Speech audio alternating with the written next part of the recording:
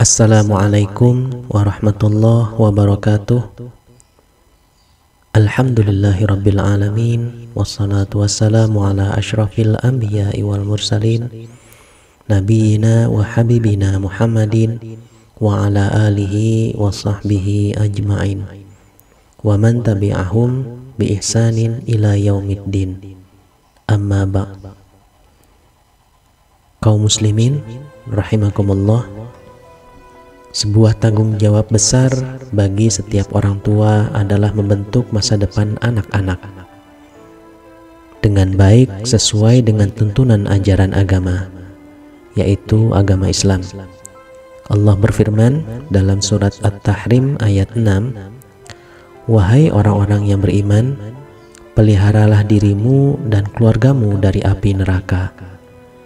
Dalam hadisnya Rasulullah juga bersabda, seseorang mendidik anaknya itu lebih baik baginya daripada ia mensodakohkan setiap hari 1 sok atau 2,5 kilogram beras. Hadis riwayat At-Tirmidzi. Inilah yang menjadi landasan setiap orang tua untuk menjaga anak dan membesarkan anaknya agar kelak dapat menjadi hamba Allah yang saleh. Memang kewajiban-kewajiban orang tua terhadap anak seperti menyediakan segala kebutuhan pendidikan, makanan, tempat tinggal, dan kasih sayang itu wajib diberikan. Namun, terkadang dalam setiap langkah kita menjaga dan membesarkannya, kesalahan besar dapat terjadi yang merugikan perkembangan emosional dan spiritual anak-anak kita. Ada 3 dosa besar bagi kita orang tua yang harus kita hindari dalam proses menjaga dan membesarkan anak-anak kita. Yang pertama adalah melupakan dasar pendidikan agama dan akhlak. Rasulullah SAW bersabda, "Tiada satu pemberian yang lebih utama yang diberikan ayah kepada anaknya selain pengajaran yang baik." Hadis riwayat Baihaqi. Dalam hal ini seorang ayah diberikan tanggung jawab dalam mengajarkan dasar-dasar agama kepada anaknya, terutama akhlak. Akhlak anak tidak akan jauh berbeda dengan akhlak orang tuanya. Kadang ada kita temui akhlak orang tuanya bagus, tetapi akhlak anaknya sangat tercela. Ini salah satunya diakibatkan karena minimnya bimbingan orang tua kepada anak di rumah. Bisa jadi orang tuanya terlalu sibuk dengan pekerjaannya masing-masing, sehingga lalai terhadap perkembangan akhlak anaknya sendiri. Kadang juga sebagai orang tua, kita juga terlalu mengandalkan orang-orang di sekitar kita, entah itu orang tua kita sendiri, keluarga, ataupun guru yang ada di sekolah.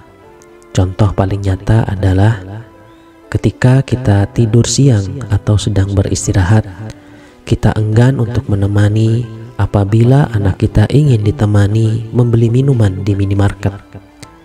Kita cenderung menyuruh anak kita mengajak keluarga yang lain, atau malah mengajak pembantu kita sendiri. Jadilah orang tua yang mau direpotkan oleh anaknya sendiri karena kita adalah orang tuanya. Yang kedua adalah lalai dalam mengajarkan salat. Rasulullah SAW bersabda, "Perintahkanlah anak-anakmu salat di waktu mereka berusia 7 tahun, dan pukullah mereka manakala mengabaikannya ketika mereka berumur 10 tahun. Hadis riwayat Abu Dawud. Kebanyakan orang tua seperti kita biasanya hanya menyuruh anak kita salat, tetapi kita sendiri terkadang atau sering tidak salat atau salat tidak tepat pada waktunya. Padahal secara psikologi anak, umur 7-13 tahun adalah masa perkembangan intelektual. Maksudnya apa? Tahap perkembangan intelektual dimulai ketika anak sudah mulai bisa berpikir secara logis, serta membuat keputusan-keputusan yang dihubung-hubungkan secara logis.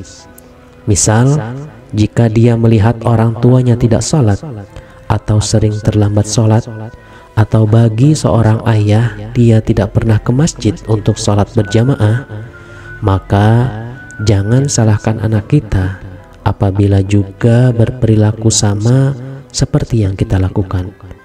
Semoga Allah selalu membimbing kita di jalannya. Yang ketiga adalah lalai dalam mengajarkan Al-Quran. Dikutip dari website republika.co.id bahwa persentase muslim yang bisa membaca Al-Quran hanya 35%. Sisanya 65% adalah muslim yang tidak dapat membaca Al-Quran. Apakah kita termasuk yang 35% atau yang 65%? Hanya Anda yang bisa menjawabnya sendiri. Berdasarkan data tersebut, kita sebagai orang tua wajib untuk belajar Al-Quran dan mengajarkannya kepada anak kita sendiri. Hindari sejak dini anak kita kenal huruf hijaiyah, bukan dari orang tuanya, tetapi dari yang lain. Astagfirullah. Tidak ada kata terlambat bagi kita sebagai orang tua yang belum bisa membaca Al-Quran. Percayalah, apabila kita sudah berniat baik dan ikhlas, insya Allah Allah memudahkan. Amin ya rabbal alamin. Ikhwatul iman rahimakumullah, dalam setiap pemimpin keluarga, setiap kesalahan adalah panggilan untuk tumbuh lebih baik. Semoga kita semua dapat menghindari dosa-dosa yang besar terhadap anak-anak kita, sehingga kita dapat menjalankan peran sebagai orang tua dengan penuh cinta, keadilan, dan kasih sayang.